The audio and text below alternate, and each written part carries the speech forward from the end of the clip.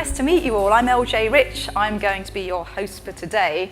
And my goodness, we have a massive treat in store for you. I've been up most nights the past few weeks learning about some of the people who you're going to see on this panel, and it's absolutely mind-blowing. So welcome to the QEPrize winners event here at the Science Museum. I've adored this place for many years. I'm a musician, I'm an inventor, and I'm a TV presenter on the BBC. I spent a lot of time here as a kid. In fact, I actually made some great telly here as a grown-up as well, so it's nice to be back. I got thrown out of the Science Museum when I was 12. They had this lightning balls thing, that sort of glass balls with the lightning inside, and I was showing my friend that if you used certain metal that you could get the sparks to come out of the lightning ball, at which point the security guard went, "You, out." But since then, I've been back a few times. I've filmed at the Beeb. I ran an experiment with hundreds of Science Museum visitors. A few floors up, it was about finding the ultimate dance music anthem using data gathered from mobile phones and moving dancing audiences. So it's nice to meet you. How many of you here take pictures or video using a smartphone? Why am I not surprised? How many of you have done it today, this morning? This afternoon? Yes, excellent. How many of you actually pick up your smartphone in the morning before you speak to anybody? Yes, okay, good. You're really going to like this. Okay, so this is all going to be filmed and put on YouTube so you can watch yourself and me later on. And over the next hour, we're going to do two things, which I know you'll enjoy. We'll really get into image sensors. Then we'll get to find out more about our prize winners. And this is the best bit. You will be able to ask questions nearer the end of the panel. So before introducing them, I'm just going to set the scene for just how important this invention is, as if you didn't already know, because you are here. Every time we look at a picture online, it's likely been taken with a digital camera with an image sensor inside. And if I mentioned all the industries that use image sensors, this would be a very boring talk, as it was probably going to take more than an hour to read out and nobody would get to speak. So instead, I wanted to give you a taste of where image sensors are used, not counting the smartphones. So the Curiosity rover on Mars sent us a selfie from another planet. Satellites equipped with image sensors help us predict the weather so we can work out what to wear. And if you've ever had surgery, then it's likely some kind of image sensor was involved in finding out what's up with you before you're being cut open. So it's kind of useful. Driverless cars use image sensors to not run people over. Well, in most cases. I think there's been an incident where a driverless car did have a crash, but it was because of the other human. So we're not quite there yet. And I've been behind the wheel of a driverless car, and it's very odd. You have 5 minutes of utter terror because you're not holding the wheel, and then you just relax like you're on a train. It's such an odd feeling. And it was odd how quickly I just got used to it. I felt like a passenger. Weird. And of course, you can take pictures of very good-looking meal preps if any of you are into that sort of thing, which I am. I made 4 beautiful Japanese meals before I came out. Anyhow, enough about this. Let's get on to the really good bit, which is our fabulous panel. Joining us today are 3 of our 4 prize winners, and we've also got 2 formidable scientists as well. So let me invite them all onto stage, and I will tell you all a little bit about them. Would you like to come on up? Ladies and gentlemen, Mike Thompson, engineer, inventor of the chip that basically makes an image sensor work in most digital sensors and smartphones, or digital cameras and smartphones. Do you want to sit there? Then we have Nobukazu Teranishi, a professor at 2 universities in Japan. Do you want to sit yourself down? Oh, you can sit wherever you like, actually. Feel free. Where am I? Yes, well, so you developed photon-counting image sensors for visible, infrared, and X-ray wavelengths. His team, you won an Emmy Award, like a TV Emmy Award for developing broadcast CCD camera. Cool. Sit down, make yourselves at home. I feel like the Queen at the moment. Right, next up, Eric Fossum, a professor of engineering who's worked at NASA's JPL, which if anyone seen or read The Martian? Yeah. Okay, so you're going to know JPL is full of geniuses. Those of you that haven't read the book or the audio book, yeah, it's brilliant, especially if you like sort of maths and engineering. And we're particularly lucky to get 2 formidable people who use image sensors in exciting fields. Vinita Marwaha Madill is a space operations engineer focusing on future human spaceflight operations. Choose a seat, it doesn't matter. She studies future spacesuit design, and she's guided astronauts through experiments on board the International Space Station. Yes, this lady tells astronauts what to do. How cool is that? Okay, and finally, I'm afraid there's 2 seats you can choose from, whichever one you feel like. This is Alison Noble. She's a professor of biomedical engineering with an interest in biomedical image analysis and what happens when you mix 2D, 3D, and video ultrasound with image analysis and machine learning. So now you've met the cast, mind blown already. Let's go. I'm going to sit myself down in, well, which seat shall I choose? There we go. Okay, are we all kind of chilled out and ready for an awesome panel? Good, hope so. All right, so we're going to do Image Sensor 101 in bite-sized chunks, starting with where it all began. And for each of these sections, I'm going to kind of say a little bit of words that will hopefully give a little bit of context. And then we're going to ask each of our panelists and probably end up with a chaotic chat, I would imagine. But let's go back to the 1960s, where George Smith, who sadly can't be with us today, was exploring ways to improve computer memory. He developed the Charge-Coupled Device, or CCD, a way to move electrical charges across the surface of a silicon chip digitally. So, i.e. a series of ones and zeros. Yeah, does this make sense so far? I think so. So Mike was working at the same lab in New Jersey, and he immediately saw the potential of George's invention for imaging and invented a CCD sensor. So we've got a slide, hopefully, of the physics behind it. Now, no pressure. I now have to explain this in front of at least 5 people who are intimately familiar with how this works. So guys, feel free to chip in. See that pun, if any of this isn't factually correct? Yeah, I only noticed the pun after I wrote it. Okay, so the CCD image sensor. How many of you already know how this works, by the way? Okay. I was going to say, why haven't all of you put your hands up? It was, wasn't it?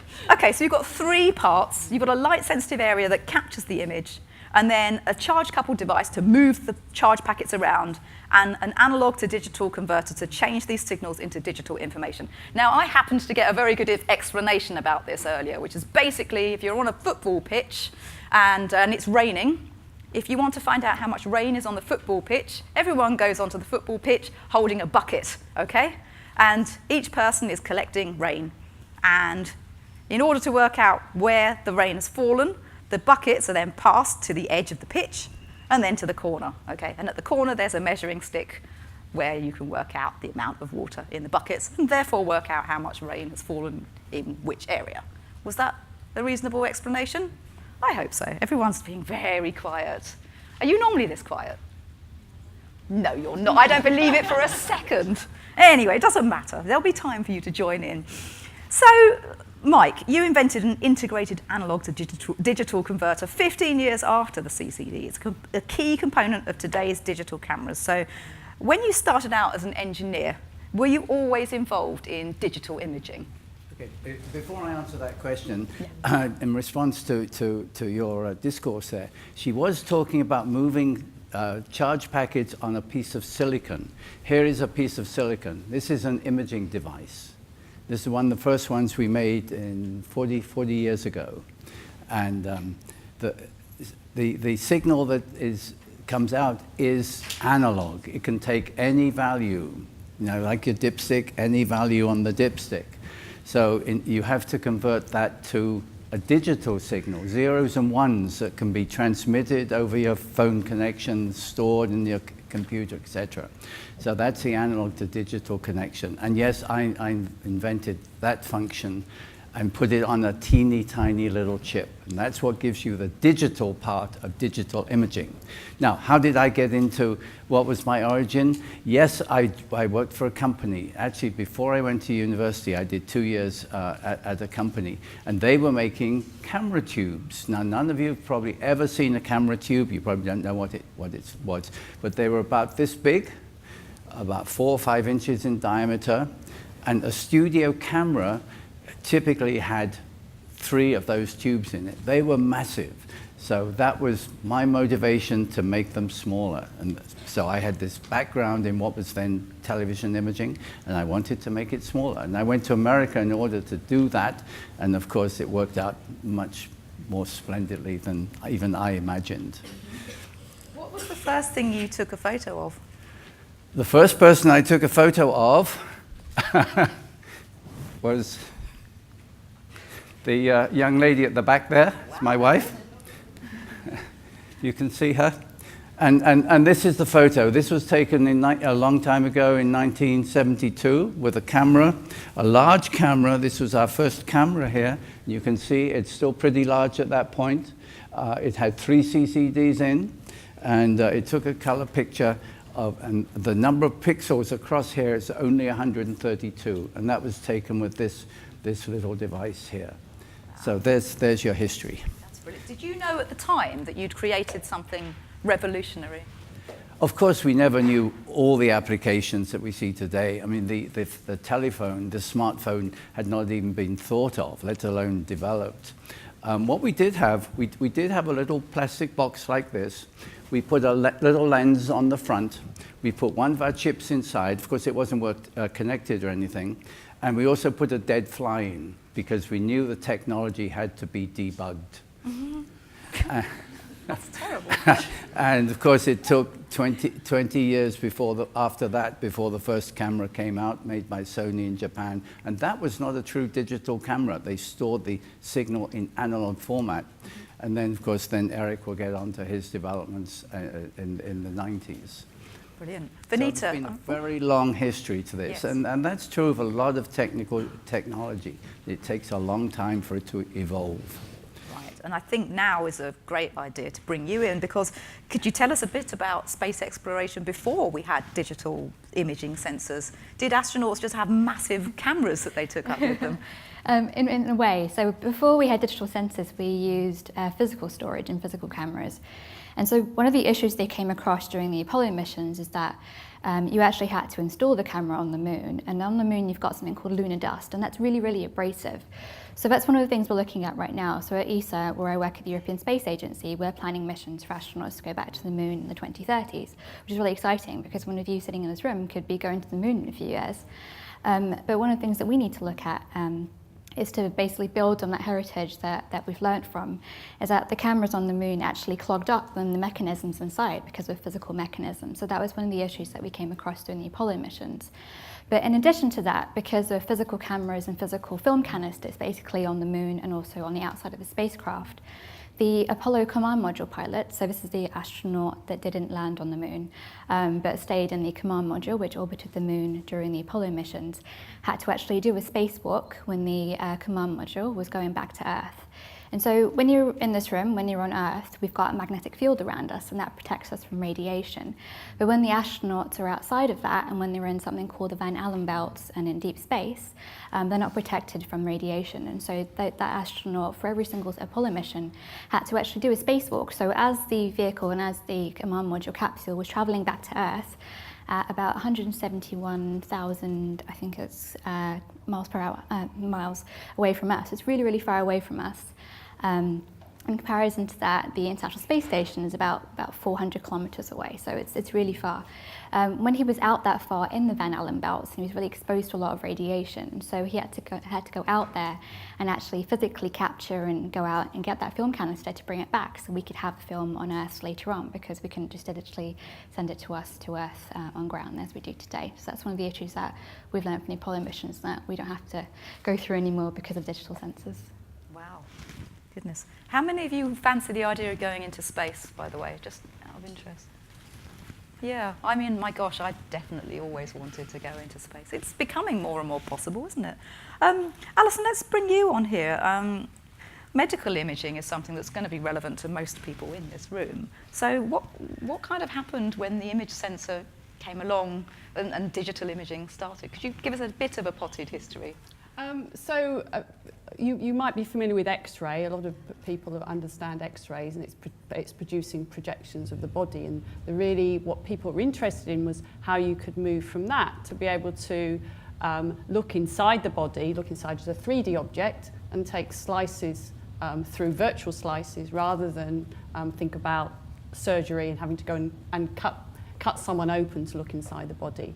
So certainly at the early days, the big application was seen to generate pictures of anatomy of inside the body. So two-dimensional slices. You had So to move on from using X-ray alone, and at the time we're talking about it was computer tomography, which is an X-ray based technique, and also magnetic resonance imaging, which is very good for looking at differences in tissues inside the body. So at the time there was a lot of effort, primarily physicists, on looking at how you could reconstruct and generate these images, and then you'd have, rather than have digital images, you'd be putting these slices up on light screens, and the radiologist, the person who would be reading the images, would go into a dark room and interrogate and try and find if there was something wrong with the body. A lot of it just focused on the brain, so nothing moving. If anything moved, you'd get this beautiful blur, and that was it.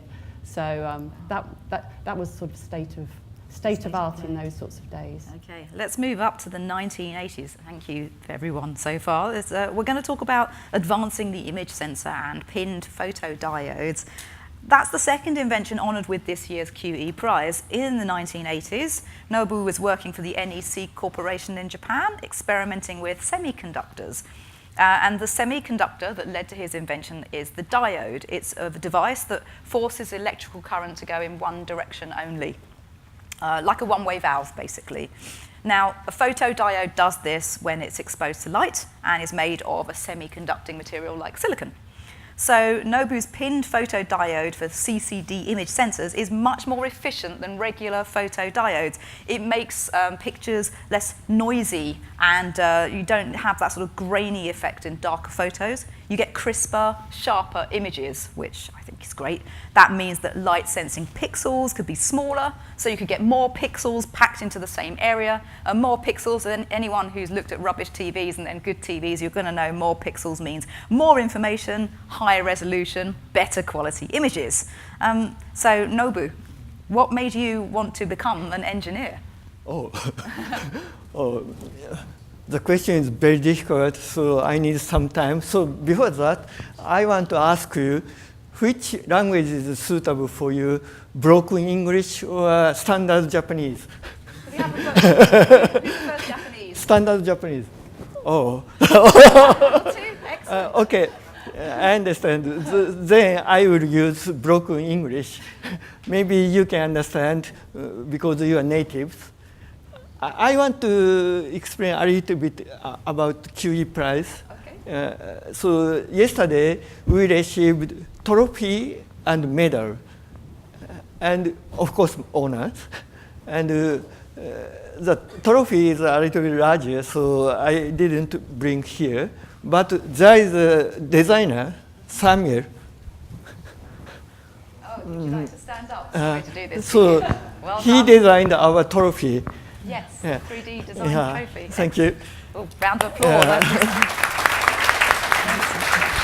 That round of applause is not just for the designing the trophy, it's for having the guts to stand up just now. Well done. And this is medal of QEPrize.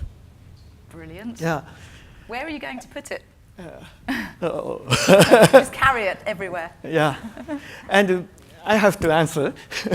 So when I was a child, I like to make something, or rather, I like to break down apparatus.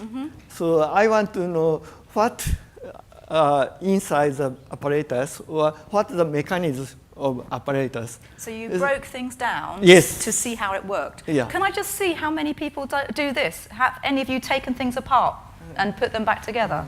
You are among friends, Nobu. Look, lots of us. Yeah. How many of you have successfully put things back together when you've taken it apart? Wow, that's brilliant. Do you know, I broke my iPad and I fixed it myself, and it took me 10 days and lots of words that I won't use on the stage now. But, yeah. I think the start of my engineering career is broke down something. So in my childhood, the mechanism is easier to understand because there is no software. So now there is a software. So it's very difficult for you to understand the mechanism, even you broke down the apparatus. I see. So today's technology relies so much on internal software workings. It's harder to take things apart and look in. I understand. Okay. So we're going to bring you in, Eric, and NASA, and CMOS image sensors. So during the 90s, NASA was being run by a chap called Daniel Goldin, and Mike and Nobu's technology was already being used in spacecraft. However, high-energy cosmic particles in space often damage the delicate image sensors, and we heard from Vinita earlier, space is not a very friendly place to gadgets. It's also really cold. I went to a space lab in Switzerland where they artificially recreate the feeling of space in these weird chambers where they cool it, they super cool it down, and they take all the air out, and then they put things in, like mobile phones, or what have you. Yeah, it's cool. So what Eric did was combined Mike and Nobu's concepts with mainstream microelectronics technology known as CMOS, complementary metal oxide semiconductor. Catchy name. He shrunk these concepts into a new device called the CMOS sensor. It's 100 times less power hungry than CCD images. So because it's smaller, then it reduces the weight of payloads being launched into space. And they drain less power from spacecraft, so they can last longer. Brilliant. And they even need less protection from the cosmic radiation, which we mentioned. So these CMOS cameras, smaller, less battery hungry, perfect for commercial cameras. Oh, and they were cheaper, right? So, no surprise, with technology that cheap, cameras became a feature of mobile phones, and many of us probably have a digital camera at home as well. I found out 100 cameras are made with a CMOS sensor inside every second of every day of the year. That's not breaks, that's amazing. So Eric, I'm going to ask what I asked Mike actually. Did you instantly know that this invention was really valuable? Sometimes when you invent something, you daydream about maybe this could be useful, or everybody's going to want this or something. But somewhere deep inside, you think it's just a dream. It can't possibly happen. Mm-hmm.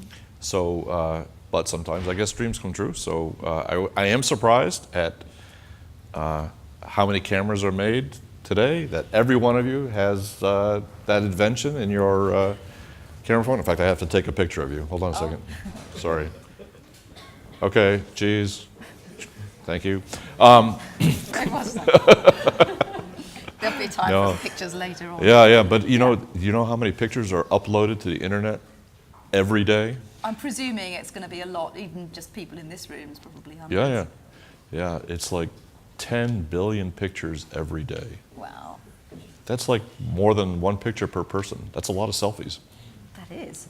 I just want to briefly talk about your time at NASA. Is it true that Daniel Goldin motivated his staff with a faster, better, cheaper approach? And how did that work as an engineer when you're trying to create, and it's like, you need to do this faster, you need to do this cheaper? How does it... But it has to be better, too. And better. Okay, so how does that work in terms of being creative? Yeah, it's stressful. It's like, how do I make that happen? And, we say that sometimes inventions happen because somebody pushes you to do something or solve a problem. So it was actually trying to solve that problem, making cameras smaller but still better and cheaper, that we came up with this technology. So really that statement was important. It was the mother of invention, as they say. Okay. And Alison, I'd like to bring you in on this actually. In terms of digital image sensors and how they progress medicine, can we talk a little bit about some of the advances now that cameras became sort of cheaper, less battery hungry, and how that's affected digital imaging in medicine? Well, I think one of the big changes is and it's still happening, is the fact that you can get cheaper imaging devices. This isn't just from the cameras, but anything that's to do with imaging inside the body. As you get it cheaper, more portable, it means before you just had a few people could take the pictures in one particular department. Now you're reaching the point where any doctor can pick up their equivalent to a camera, take a picture, and start to think about using that for diagnosis or therapy and assess a patient. So it's become a tool for already a specialist. Now, just as it is a tool you all use, it's now a tool that's starting to become available to all doctors, whatever area of medicine they look at. The other big change, though, is moving away from thinking about the picture. You often say you go from the 1,000 words to a picture, to go from the picture to the bit of information that helps make the medical decision. And that requires you to process the images now and extract the useful information from all the information that's provided. And I think, again, we see this a little bit in the world about images now used to be summarizing the whole world, but now we're trying to reduce it down even further to say, is there, for example, does the heart beat correctly? Or is the fetus moving? Is the cancer growing? Those sorts of questions. So I think we're a very interesting time that has been very much enabled by digital imaging, is it's now asked us not just to look at images, but actually ask questions and hopefully get some answers about medicine too. I mean, traditionally, it's always humans that look at this image and decide whether or not surgery is necessary. And I suppose when you start bringing in machine learning and AI, would you, kind of just a quick show of hands, how many of you would prefer a computer to diagnose you compared to, and I'm going to ask if you prefer a human to do it, but how many of you trust a computer to decide whether you should take a tablet or not? Can I just see? Okay, and yeah? And okay, and how many of you would prefer a human to decide? Okay, so we're not quite there. Oh, including not yet. It's coming, and it will come for certain areas. Well, what do you think is needed? Why are we still at the phase where we would rather have a human being say, yes, take this and do this? Well, some of it's, there are some simple things that, yes, you could get a computer to answer, but we don't really understand a lot about the human body and enough about diseases to be able to replace the expert doctors today. So it'll be a gradual process, I'm sure, but it's very exciting to know that can happen too. Yeah, wow. Eric, could you tell me a bit more about Camp Invention? Oh, I'd love to. So I'm in the National Inventors Hall of Fame, which is a big organization in the United States to recognize inventors. And we're also, just like the QEPrize, we are very interested in seeing people your age and even younger get excited about engineering and invention. So we created this Camp Invention, which is 1 week in the summer. And exactly as Nobu mentioned, one of the things the kids do there is they take things apart, which they sometimes don't get a chance to do at home. They get to try experiments and invent and solve problems. They have a blast. I think one of the important things that's different about invention than you might normally get in school is that in school, you better get the right answer the first time, most of the time, right? That's what you're taught. I see a lot of people nodding. Yeah, but you know, inventors, we don't always get the right answer the first time. Sometimes it takes a couple times to get the right answer, and we have to learn to try several times, not give up. And you know, sometimes it is not going to work, but sometimes it does work, and it takes effort. And so not only do we teach children about that process, but it's also important to teach the teachers that, at least in engineering, it's okay not to get the right answer the first time. Absolutely, I completely agree. How many of you do sort of invent little bits and pieces or build apps or sort of create things? We've got a few. I think there's definitely, I feel this is almost like a call to arms, everybody here. I mean, sometimes it's incredibly rewarding to be okay with getting stuff wrong. I guess there's a lot of pressure on you all to get stuff right all the time, but maybe there's time in your day, in your week, where you can just dedicate to getting things wrong. When you write music, you know, you have to write a lot of rubbish songs before you write any good ones. That's very well known. So, you know, be nice to yourself. Have a bit of, yeah. Invention is a creative process, just like the arts. Yeah. And, yeah. It's kind of like you find your way, and then you find something that's rubbish, and then you think, well, how can I make it better? And then it breaks, and then there's, you know, etc. But I tell you what, I'm going to bring Vinita in on this, and I'd like us to move a bit further to the future, which is kind of like the cool stuff, I guess. CMOS sensors have had much more of an impact on Earth than in space, but we're now seeing more astronauts using them in cameras to share their experience. Can I just see how many of you have seen someone singing on the International Space Station, or watched like cool stuff like people trying to drink water up in zero gravity? Or yeah, I mean, it's amazing, this engagement, isn't it, that we've all seen. Just, oh, how many of you want to experience zero gravity? Yes, me too, yeah, more than anything. A friend of mine has been in that parabolic aeroplane where he has 15 seconds of weightlessness. Super cool. Anyhow, so we're seeing astronauts using cameras to share their experiences. Why do you think it's so important that this is shared? I mean, clearly everybody's seen, well, most people have seen these videos, but what do you think, apart from kind of everyone being more interested, there must be deeper things to this? I think so. Social media and bringing astronauts to your phone and to your daily lives has really been a game changer. So I think you can learn about the International Space Station, you can follow Tim Peake's day as he wakes up, and how do you brush your teeth in space, how do you cut your hair in space, and how do you eat in space. I think just these daily things that you do in your life every day, you've learned a lot more about how we do that in space, and through doing that you learn about science and microgravity and the experiments that we do in the International Space Station. But I think one of the greatest ways that we've actually brought the International Space Station to you and to Earth is through something called Google Maps. And so I think last year, through a team of these great women at Think Space Consulting, so their names are Anne Capusto and Marla Smithwick. So they worked with Google, NASA, and commercial space companies to basically map the entire International Space Station. So there's 16 modules on the International Space Station. And so they had to come up with a way in 4 months. So usually you have about 2 years to develop experiments and payloads for the International Space Station. So they only had 4 months, which is a really big challenge, to come up with a way to map the International Space Station only using equipment that they had on the space station right now. So they worked with Google to do that, and they had 2 days, and they worked at Johnson Space Flight Center, where we train the astronauts and we have mock-ups of every single module of the station. And the way they did that is they basically used bungee cords and Kapton tape to mark the middle point of the space station module. And then Thomas Pesquet, who's the European Space Agency's French astronaut, he basically took photos of every single module on the International Space Station, and using the camera, which was attached in the middle of those bungee cords, and he basically rotated around the bungee cords.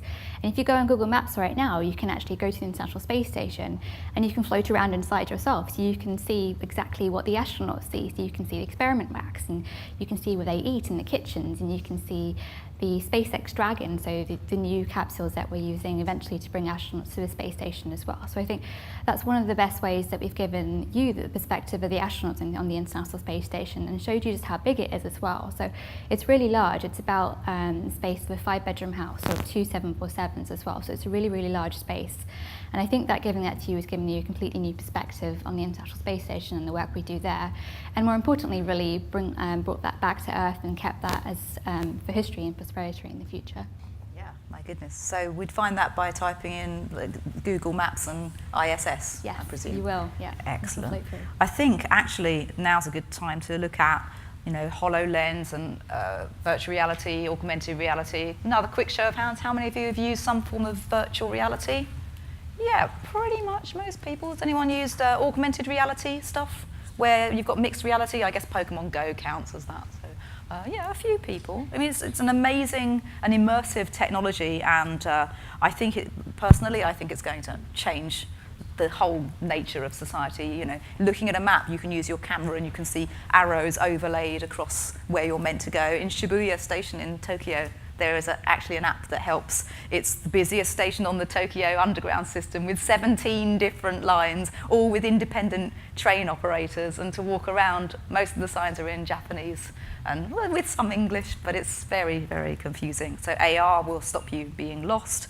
And of course, well, I guess we're looking at mixed reality and surgeons. I guess you get this sort of imaging of exactly what's happening at the same time in real time. I mean, there's definitely space for progress in this, isn't there?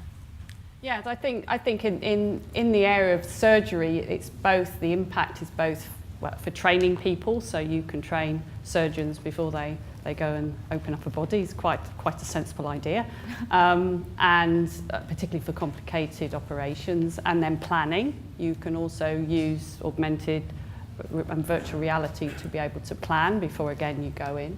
And then during it's just having almost like you've got that extra information, but it's almost like you've got extra people can be helping you in terms of what you can map onto through being able to use augmented systems to help you navigate and find the correct place to do surgery. So it's really transforming what used to be very much just open up and hope you can use a lot more information to help you throughout the process. I mean, currently, if you need to learn to do something, you look on YouTube, I guess. I mean, how many of you have learned how to do something by watching a YouTube tutorial of some description?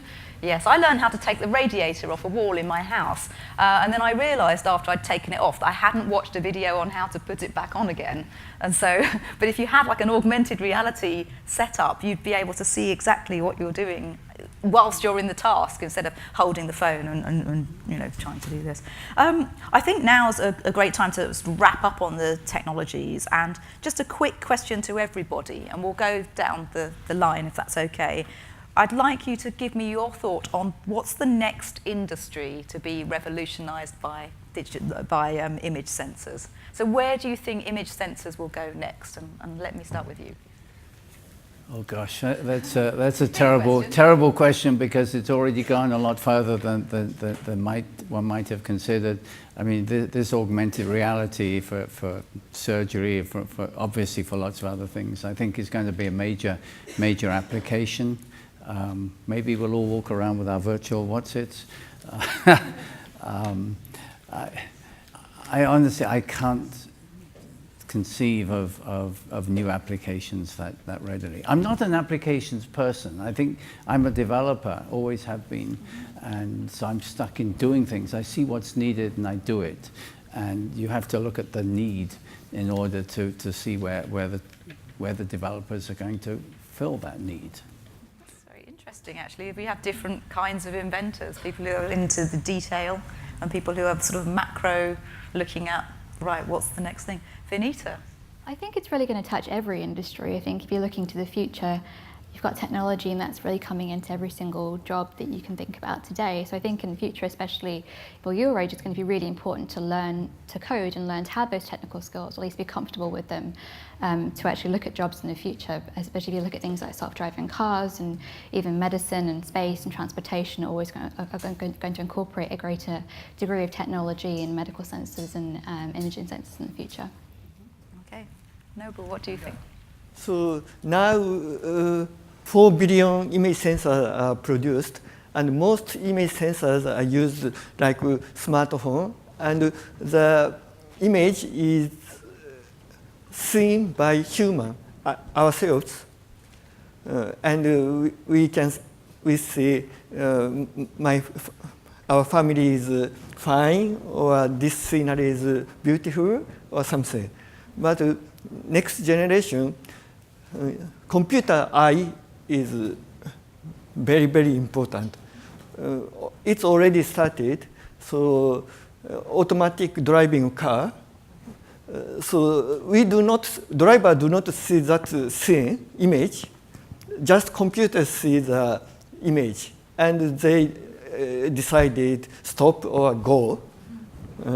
And many robots or industrial machines use image sensors, but workers do not see images.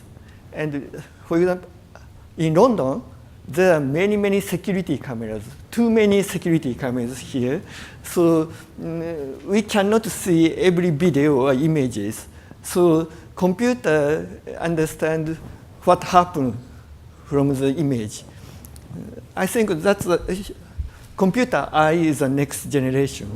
Okay, so computer vision analysis almost, where a machine looks at the pictures so we don't have to, I guess. And then, well, it can draw probably it's quite a disturbing future, I think, if we're not careful. I guess we have the responsibility to build in the ethics alongside the inventions. So what do you think? Well, I have this daydream that I can put on my virtual reality glasses while I'm at home, and then I can like fly like Superman to my workplace, and then I can I'm actually like there, and I can see other people that have like flown in or teleport. I don't know how they choose to get there, and then we can talk and interact like I was actually at work, but I never have to actually leave my house, and then I can just fly home when I need to go home for lunch or something. So telepresence, basically. Exactly. Yeah. I think there's definitely a lot of interesting progress if you want to look up the tactile internet and haptic haptic feedback. There's, and which is particularly relevant in surgical scenarios if you can, that one of the issues of working in virtual is that you can't feel what's happening. But Ericsson have created a drone that you can control with a joystick, and if you're inspecting a wind turbine, for example, you can program in the coordinates at the optimum sort of distance from a wind turbine, because if you mix a drone with a wind turbine, then bzz, no more drone, right? So what you can do is, when you use the joystick, if you try to push the drone too close to the wind turbine, you feel pressure against your fingers on the joystick, so you will know not to move that further. So it's like a force field. And so combined with vision, you've got this sort of physical sense, which is, I guess, where we probably could go in terms of surgery, where you can actually feel what you're doing. But so what do you think the next sort of industry to be revolutionised by image sensors would be? I'm not just sure about industry, but I think it just affects all our lives. I think what fascinates me is the thought that you could be an expert, potential to be an expert in anything. Because if you've got augmented reality systems, you could move from going for different professions. You could really take on a much more exciting life by having different jobs throughout your careers, if you could really train people quickly. Yeah. And so you often hear about using imaging, using augmented, using ideas might automate it to the point that you don't have to do anything. So part of our lives will be doing nothing, so we won't be driving around in cars. Part of our life will be very simple, but other parts we could be often really having wonderful experiences by being experts in all sorts of things that wouldn't be possible for current generations. Gosh, it's like you could put on a helmet and just be like a train driver, for example, and then maybe you could have a different sliding scale. So if you wanted a really cheap train driver with no experience, but maybe the train wouldn't do very well, then you'd go on that train, or you'd have an experienced one. It's a very, an interesting society we're looking at here. Okay, so before we open up the floor to questions, I'm just going to ask of our three winners here just a little bit about the QEPrize. Hands up who went to Buckingham Palace yesterday. Well, I think you did, didn't you? The prize winners did. You were meant to put your hands up. Okay, it doesn't matter. Yeah. Hands up who went to Buckingham Palace yesterday. Yeah, you see? None of us have our hands up. We weren't there. Well, a few people who were in the picture a few years ago were. But okay, that's pretty cool. What were you most surprised by?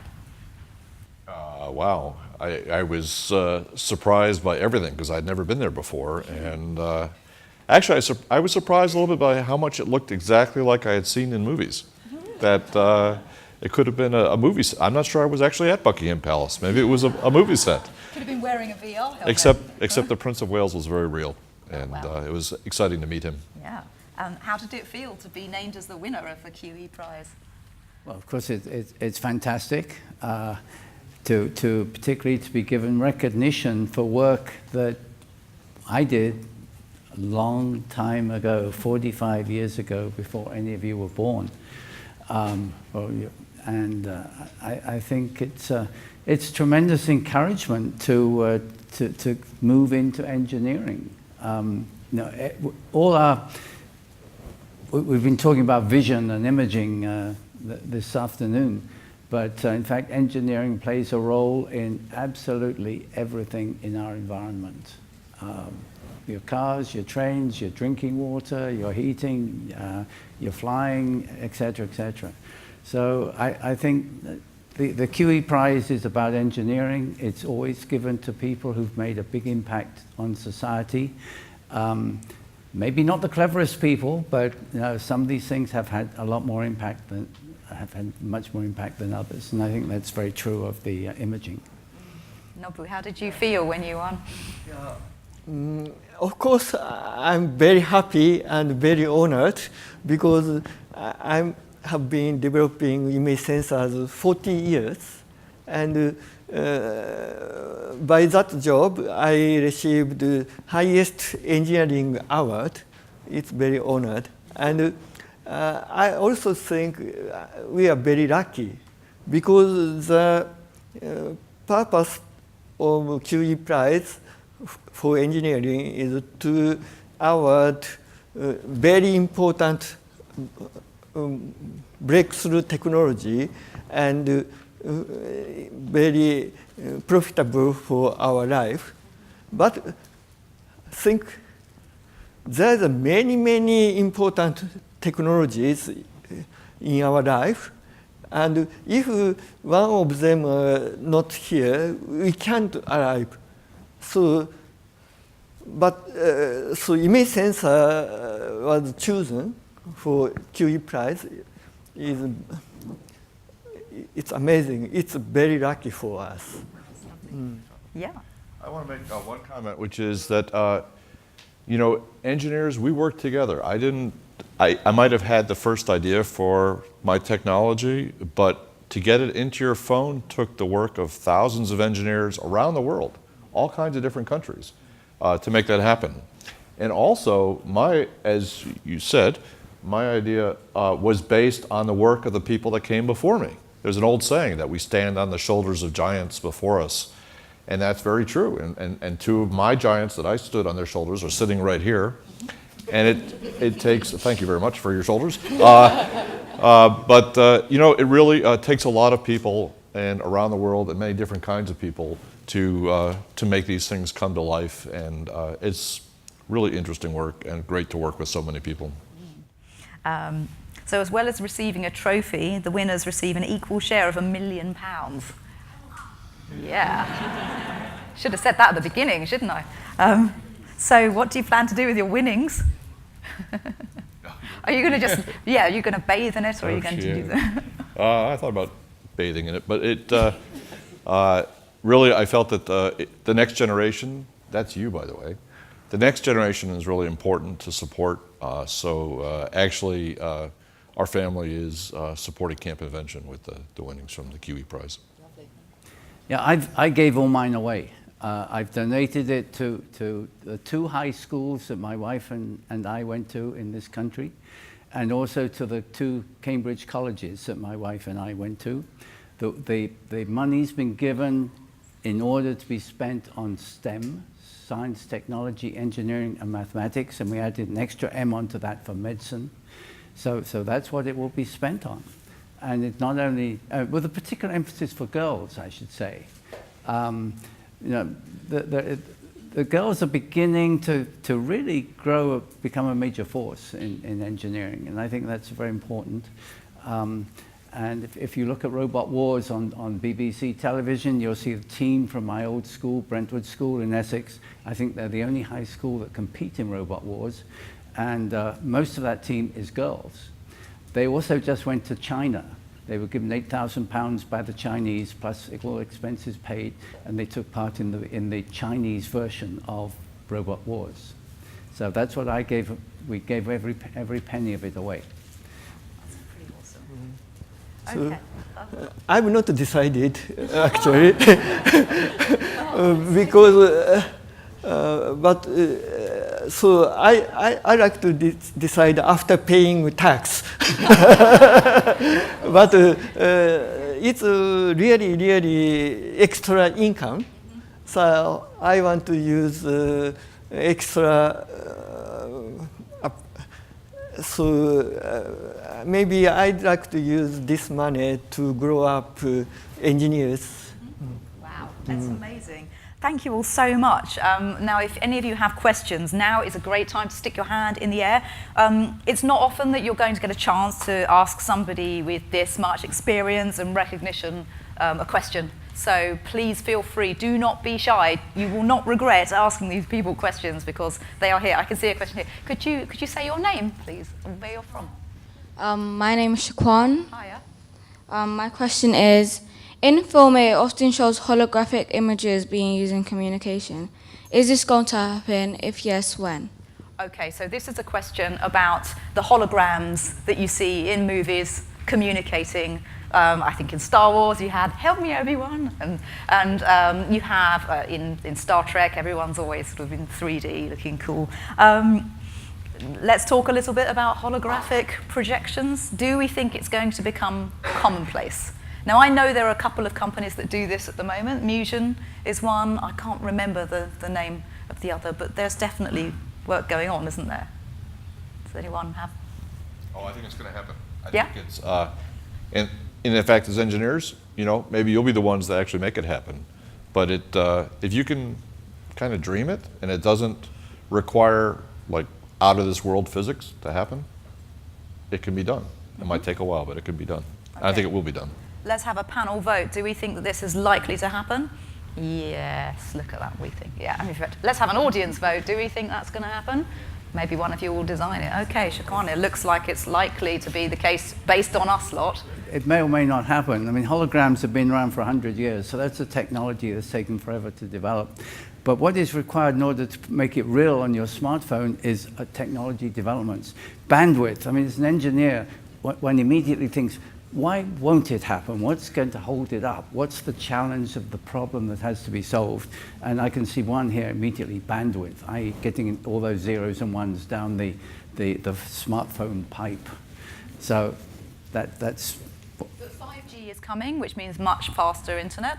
And then you've also got, I think one of the main issues is content creation. 3D TVs kind of didn't quite take off because there wasn't enough inspiring and interesting content for people to purchase a 3D TV. So if there's a compelling enough reason for us to want holographic communication that gives us more than current telepresence or when your conference calls, then yeah, it will probably happen. I mean, there might be a few Star Trek fans who would be very excited about it happening, and then, you know, that might work. But mass adoption, like you say, it's a very different thing. Okay, brilliant question. Do we have any more? Yes, hands, excellent. Let's go for you. Okay, hello, what's your name? My name's Hayab, and I wanted to ask, do you think that virtual reality games and etc. are they going to be used in the future? Do we think virtual reality games are going to be used in the future? That's a great question. Okay, does anyone fancy taking that? There are a lot of games that are called war games, which companies play, the military play. Basically, they sit around a table and invent scenarios and so on. Yes, virtual reality will have tremendous impact on those guys. They'll put on their goggles, and there'll be people behind the scenes that will put information into the goggles, and they won't know what the other guy is being told and so on. So yeah, that's a very good question. I think one worry is it will be so immersive that people will forget to eat, and then they'll probably get some kind of IV device. So that's the sort of medical side. So they're going to be like fed and just continually in virtual. And great question. Okay, we have another question next to you. My question is, what do you think the biggest breakthrough will be in the future? Ah, right. The biggest breakthrough in the future. Is this not just image sensors, but just everything, right? Engineering, okay, the biggest engineering breakthrough in the future. This is a question that if we knew for certain, we'd be so rich right now. I think there's a lot to be said for AI and having artificial intelligent assistants. So anyone who's used like an Alexa or like even Siri or a Google Assistant, having those make decisions for us, I think that's going to be a massive step change in society where either our brains will be freed up to think about something else, or we're just going to end up with even more to do, because the computer was meant to save us time, but how many of us are just always on our devices? What do you think? I think someday computers maybe, or machines will think on their own.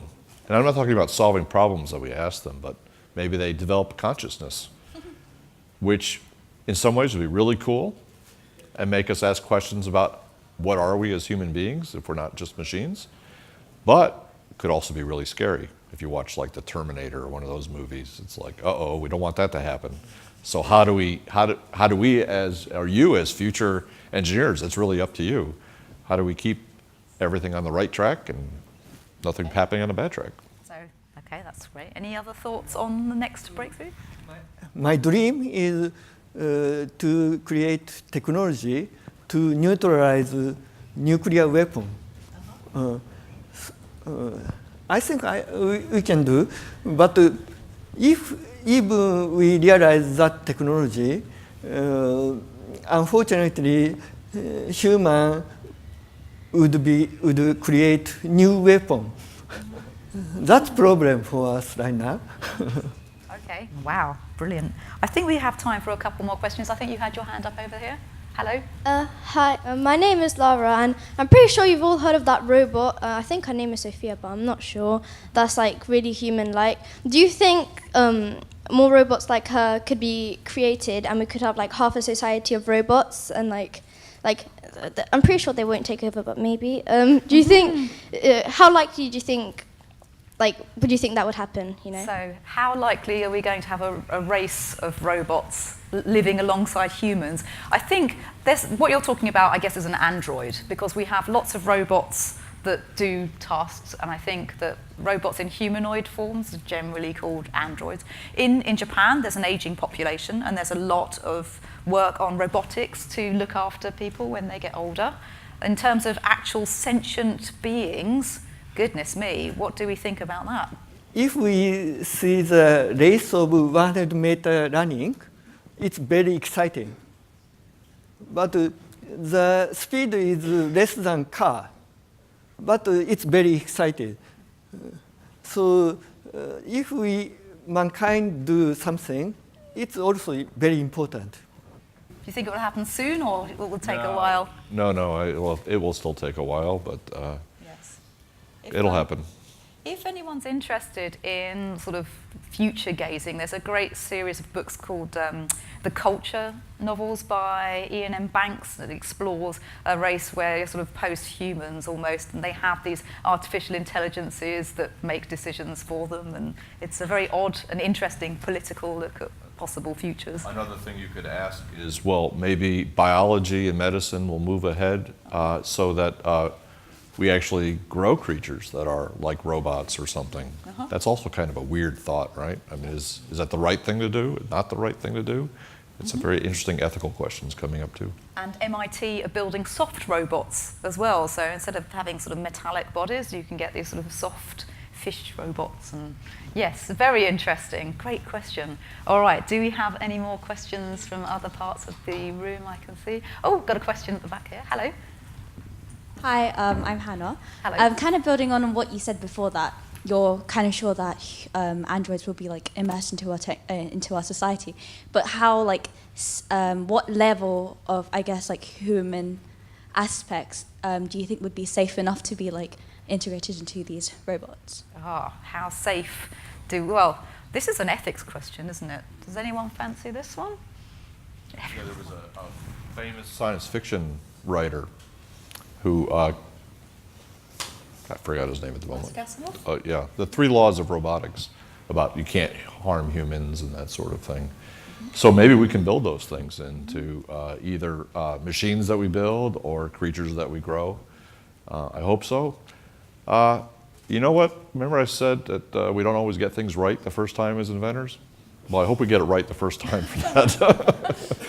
Yes, I mean, when you think about it, humans are a kind of machine, aren't we? We're being programmed. We're programmed by our upbringing. We're programmed by what we're educated with. And we sometimes choose to break our programming. So, you know, as a thought experiment, yeah, you should read the Isaac Asimov books. I, Robot is a great start, and that explores and the book, not the film, it explores this option, like the 3 laws of robotics. And later on, he actually added a 4th law called the 0th law of robotics, because he looked at this idea and thought, actually, it needs to evolve. But yeah, it's another great question. In the history, we created new technologies, many new technologies. For example, the steam engine exhibited here. Then the industry is and we built plants, but the workers' condition is very become bad. So, we create nuclear technology, and nuclear weapon is created, and we have big damage, and so every new technology has bad things. So, but we need new technology, of course. So we have to take care, and we always memorize new technology has bad things. Okay, so it's almost like with every technology, you could almost say technology itself is neutral, and it is up to us as humans and ethical humans to choose to do good with it, because there are many applications for it, which is a great time, I think, to wrap up this. Thank you so much, panel. You've been amazing and inspiring. An audience, you've been great too. So Vinita, Alison Noble, Mike, Eric, thank you. And I've been asked to take a selfie with all of you as well, and I've got a wide lens on this camera, so I guess the best way to do it is if you would like to just come off of the stage and stand this way. And then I'm going to stand on the stage, and then if you can all squeeze in if you fancy being in this. Let's see, I've got a very wide lens there. Okay, 1, 2, 3. Thank you very much. Please give yourselves a gigantic round of applause. It's been brilliant.